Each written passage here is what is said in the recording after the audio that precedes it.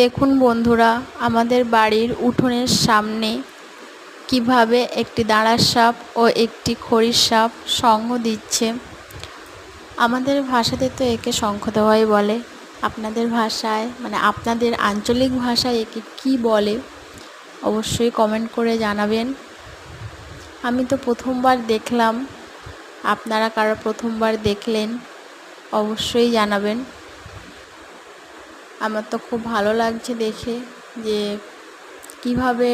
কিভাবে এরা শঙ্খ দেয়।